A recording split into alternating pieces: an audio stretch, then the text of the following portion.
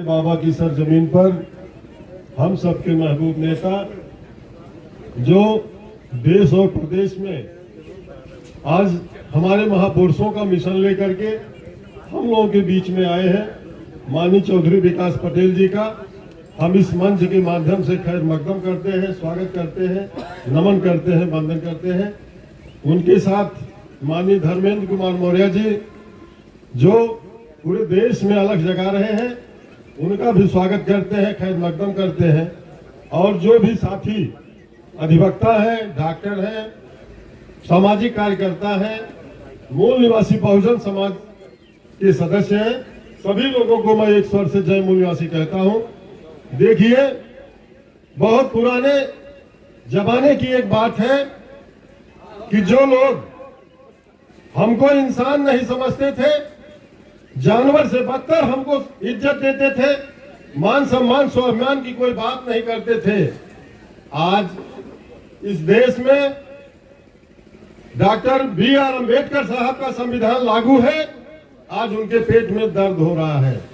दर्द क्यों हो रहा है? जिनको वो जमीन पर देखना चाहते थे, आज वो आसमान पर जा रहे हैं। आज परिवर्तन हो रहा है पूरे देश में। परिवर्तन क्यों हो रहा है? जो कल तक मजलूम था, जिसको देश में पढ़ने लिखने की कोई सुविधा नहीं थी, आज उसको बाबा साहब अम्बेडकर के संविधान में पढ़ने लिखने की सुविधा है। आज MP MLA बनने की सुविधा है। लेकिन आज भी हम बढ़ करके क्या परिवर्तन कर पा रहे हैं? जिन बातों को हमें नहीं मानना चाहिए, आज उन्हीं बातों को मान करके हमारा जो विकास जिस गति से होना चाहिए था, आज वो विकास उस गति से नहीं हो रहा है। कारण क्या है? कारण को समझने की जरूरत है और उसी कारण को समझाने के लिए माननीय चौधरी विकास पटेल जी 75 जिले में परिवर्तन यात्रा ला रहे हैं। जा जा करके लोगों में कैडर दिया जा रहा है। क्यों कैडर दिया जा रहा है? कि आज माननीय कांसी राम साहब के जमाने का जो कैडर था, आज वो धीरे धीरे विलुप्त होता जा रहा है। आज वो कैडर नहीं रह गया। आज उस कैडर को माननीय बावन मेश्राम साहब पूरे देश में चला रहे हैं। आज परिवर्तन की बात हो रही है और आज लोग कह रहे हैं कि अरे भाई ये तो बाम सेफ वाले हैं। अरे हम बाम सेफ वाले वही हैं जो माननीय कांसी राम के जमाने का बाम सेफ था, आज भी वही बाम सेफ है। और वो बाम सेफ है जो मनपाती व्यवस्था को जमींदोज करता है, उस बाम सेफ की बात हो रही है। और मूल निवासी कंसेप्ट दुनिया का सबसे अच्छा कंसेप्ट है, जो आज ये बता रहा है कि जालिम कौन है और मजलूम कौन है। हमें जब पहचान नहीं होगी कि हम घोड़े पर सवार होना चाह रहे हैं, हम गधे पर सवार होना चाह रहे हैं, यह परिवर्तन कौन बताएगा? आज बाम सेफ बता रहा है कि तुम फर्क करो, तुम तर्क करो, तुम्हारे पास ज्ञान आएगा और जब ज्ञान आएगा इस देश में परिवर्तन होगा और परिवर्तन होने की आवश्यकता है। आज आप देख रहे हैं जो बाम सेफ कारवां चला रहा है पूरे देश में। आज तमाम गांव पंचायतों का चुनाव होने जा रहा है। अभी से लोग कह रहे हैं, अरे यार ये तो 85 की बात हो रही है, अब की लागत प्रधान ये हो जाइए, अब की प्रधान ये हो जाइए। क्यों नहीं हो जाएंगे भाई? पहले एक लोग कहावत कहते थे कि बैरगिया नारा जुलुम जोर नौका ठीक न जावे 300। 85% की आबादी हमारी है, फिर भी हम इस देश में मजलूम हैं, इस देश में हम गुलाम हैं, इस देश में हमारे साथ नाइंसाफी हो रही है, हमारी बहन बेटियों के साथ रेप हो रहा है, हमारी थानों में तमाम अदालतों में हमारे काम नहीं हो रहे। क्यों नहीं हो रहे? हम इस देश के मालिक हैं। मालिक बनने का रास्ता बाम सेफ बता रहा है।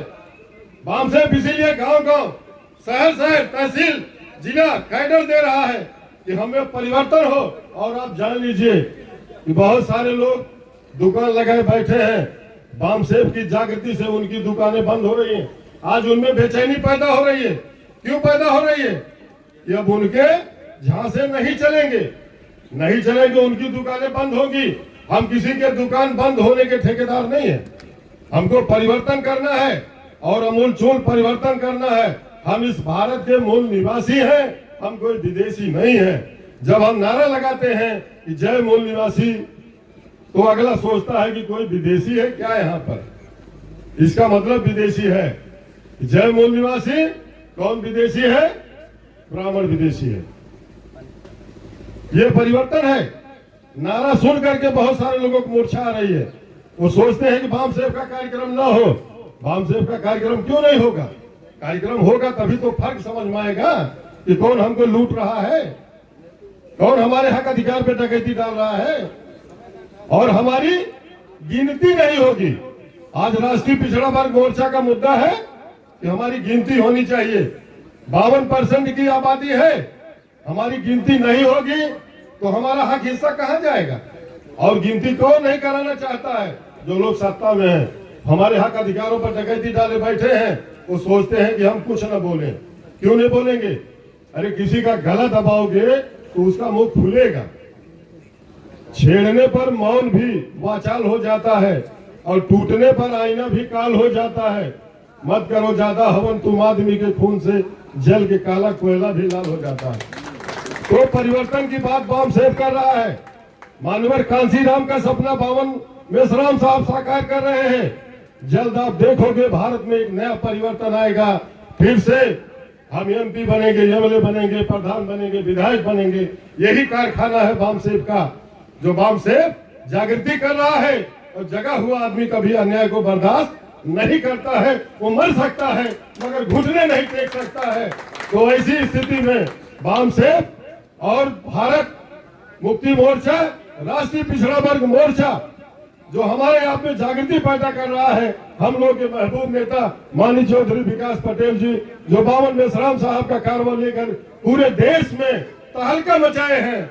आप कोई मीडिया नहीं छापती है लेकिन पूरा यूट्यूब सुनता है। हमारे विरोधी भी आपको सुनते हैं। कई लोग हमसे कहते हैं जो दूसरे दलों में हैं, करे यार वकील साहब चौधरी विकास पटेल तो बहुत अच्छा बोलते हैं। हमने कहा क्यों नहीं आप साथ आते हो?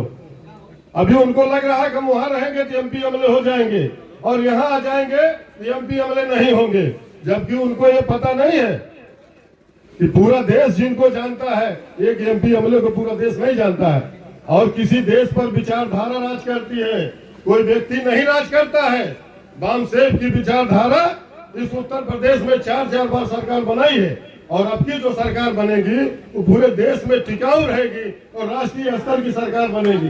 इस तरह से पूरे देश में कैंपेन चलाया जा रहा है कि देर से ही सही 2030 तक ही सही हमारी सरकार बनेगी तो टिकाऊ रहेगा। जिस तरह से देश में इतिहास है कि जो वामसेव ने सरकार बनाई आज तक वो जमीन पर उसका काम दिखता है, फिर ये काम दिखने का मौका लगेगा।